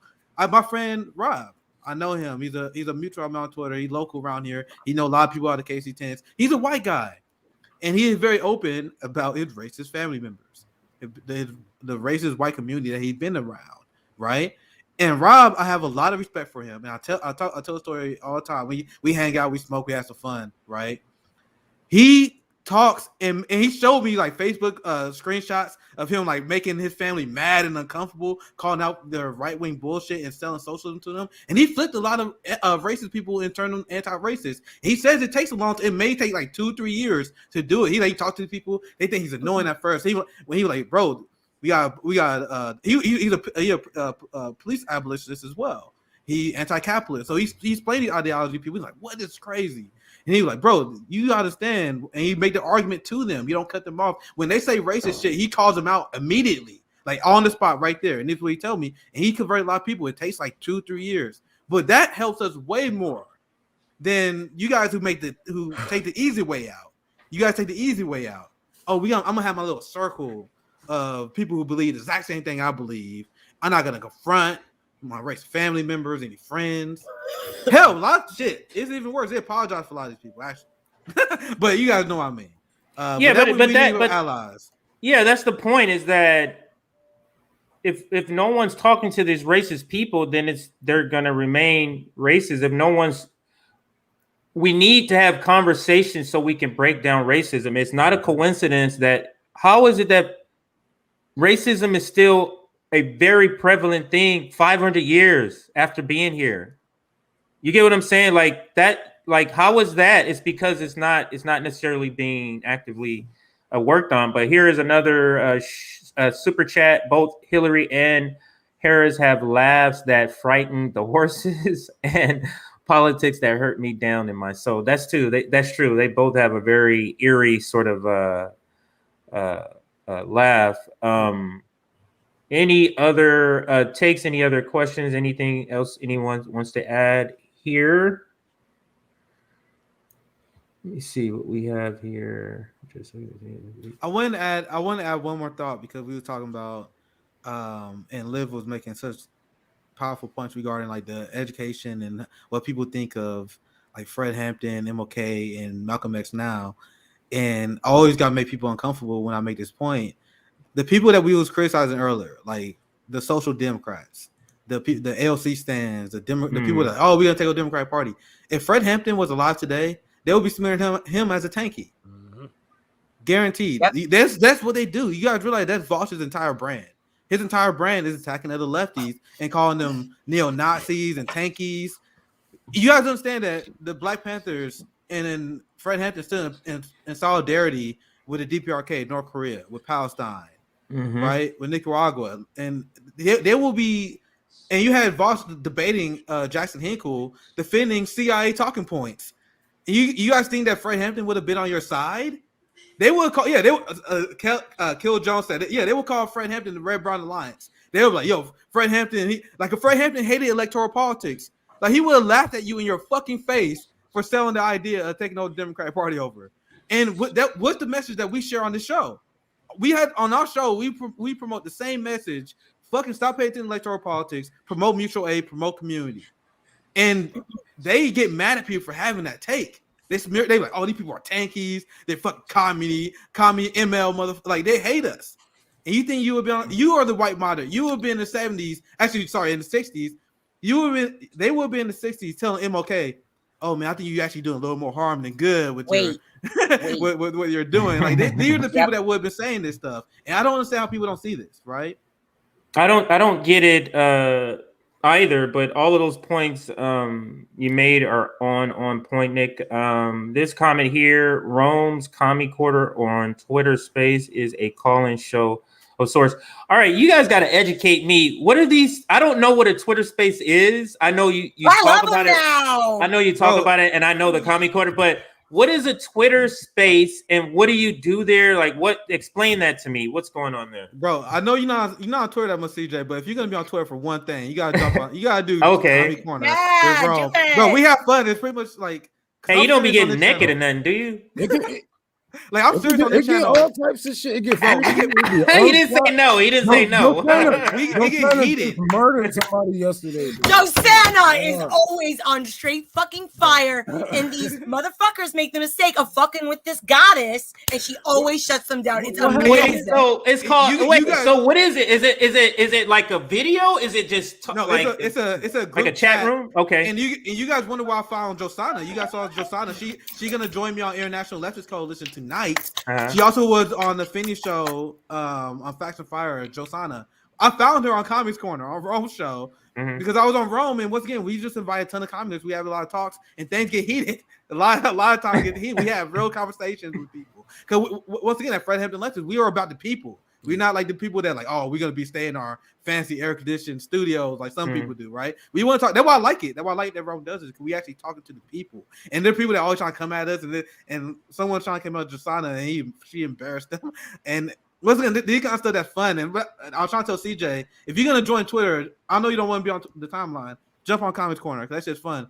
It's awesome. So you join the group, and then you're in there, and you can, is there a feed Join or something like that? Yep. And then we're gonna add you to talk, and only a few people can talk, but maybe so you have to be given like a mic, a digital mic, so to speak, to be able to even speak in there. Yeah, that's how I found Josana, because I was in Comedy Corner, and I was like, bro, who is this popping off? And she was on fire, and then I invited her on FHL, and you guys know who she is by now. Yeah, she's gonna join me tonight. We're gonna be on International Leftist Coalition. Love it. Pretty much, she's on there pretty much every week now. And when do you have it, Nick, or when do you have it, Rome? When is it at different times all the times, or is it the same all the time? Yeah, you know, I'll be a little busy, but I try to do it when I go on. I go on, you know. And everybody can create a space. Like I can create one for myself. Yeah. But this is the thing. Rome, has this happened to you? They are fucking shutting Twitter Spaces down now. Yeah, that's all what people was doing. It's too powerful. It's too powerful. So we need to start like the revolution. They're shutting them down because they're why are we they were talking about down? Conspiracy theories, 9/11 conspiracy theories the other night, and they fucking shut our space down. What? Yeah. What? Yeah. Yeah. And then today or yesterday, whatever, I think it was today. No, it was last night. We were talking about something else. I think about like how fucking stupid voting is right now, and they shut us down again. Man. So we got to figure out organizing. And the thing is, that's why I like Comedy Corner, because like on YouTube, bro, I talk a lot of shit, but there's some stuff I can't say. On Comedy Corner, Rome, like y'all guys hear me on there. I'm way more raw on Comedy Corner because we're not getting demonetized. Just Comedy Corner. I'll be like, man, they think they about to come in with their well, maybe. Like what old boy came in? What was that yesterday? And he kept on saying, and I feel all of that, but and I kept on cutting him off. but. Hey, JB in the house. What's up, JB? Thanks for the super chat. Twitter Spaces is a great way to have a more nuanced conversation and organizing tool on Twitter. Okay, facts. I got it. So it sounds like I got to get on this Twitter Space, and I got to make sure I get on the next comments. Comments Corner. Comments Corner. Yeah, age, motherfucker. yeah. So I got to get on that. I got to get on that. All right. Okay. So any last comments? We're going to bring this to an end. We're coming up to an hour and 45 minutes. It was a comment I saw. Damn it. So let's start with Rome. Rome, do you know when your next Comedy Corner is? You want to make any announcements? You know when you want to try to do one so we can all kind of hop on? Hold on. Let me check the schedule for Farhampton real quick. Okay. And then Nick, what do you got? I know you got something today. What do you have coming up later today on FHL Network? Okay. International Leftist Coalition, 9 p.m. Eastern Time. I'm going to be joined with Josana Vaz, Peter Beatty, my man Dr. Kareem Patesh. These are one of my favorite shows to do. I learned so much on there. Saul Rod will be on us on International Leftist Coalition next week. And we always don't have FHO members on there as well. If you guys are available, you guys are always down to join. Also I need to get Jackson Hinkle, because I know he said he want to come on. So I'm eventually gonna have Jackson Hinkle on there. I'm gonna have a few Brazilian journalists maybe next week. The International Leftist Coalition is me trying to organize something. Like we need an international leftist movement, and that's why I talked about this in great detail. Dr. Kareem Patesh is a professor out of Hong Kong. We need all out assault on U.S. imperialism. That's why we got to stay in solidarity with our brothers and sisters in the global South fighting against U.S. imperialism. We got to stay in solidarity with our brothers and sisters that are being sanctioned to death in the DPRK and Iran and Syria. Like we got to start talking to people. I'm going to bring people that was literally. I know people that are first generation refugees that were victims of U.S. Bombing Iraq. I want to have these people share their stories on there. So that's what I want to build there, and I'm glad that we have a community that we have. We're doing it every week now, so we do it tonight because we didn't do it yesterday. Okay, that sounds good. Rome, did you have what you were looking for up? Oh, yep. Since he's going on now, I'm about to go on right after this. I'm gonna do a Commies Corner on Twitter. Right after this. Oh, right on. All right. So if you're watching, I want to watch. Yeah, I want to watch. This, I want to watch next day. Yeah. So if you're watching right now, there's like 250 people watching right now. Go ahead. Check out Commies Corner. It's gonna happen right after this show, and right before Nick's show at 6 p.m. Pacific, 9 p.m. Eastern tonight. International Leftist Coalition. Check it out. Very, very great information always on that show. Liv, what do you have coming up? What do you got going on, Liv? What do I have coming on? Oh my God. Well, we're relaunching the Populist Voice. So we're doing a lot of big things. We have a lot of big, exciting things coming up. We have that. I am getting more involved with mutual aid in my community, and mostly also within my state. So I just did a mutual aid supply run yesterday. So I'm going to start assembling some kits, probably later today. And then go out tomorrow within Annapolis and Baltimore City and go drop them off to some people. And then the general strike is coming up October 15th. October 15th. Yeah. That's coming up, organizing for that. And then hopefully doing this fundraiser for the Green Party and mutual aid. And then we have the General Strike Summit coming up. Very exciting. Yeah. We have a lot of good things coming up.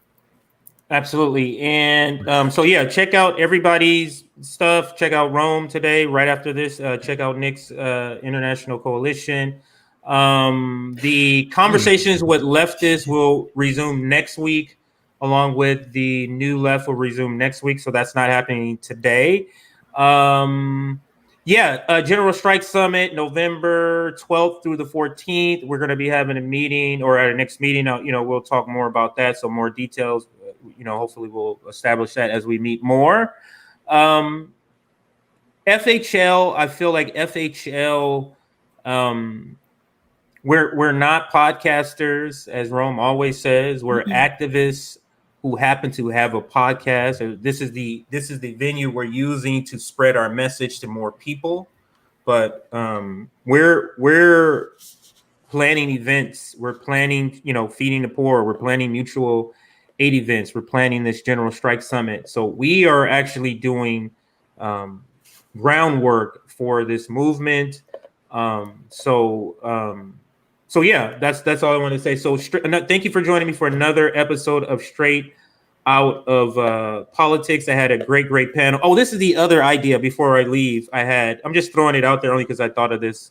Maybe we should do like a live stream, maybe once a month, like a founders live stream, where it's the three of us founders get on and we just kind of shoot the shit, talk about different things. Like people will say, "Oh, how did you guys think of this idea? What were you thinking in the beginning of this?" Just to kind of give insight into like what we thought in the beginning.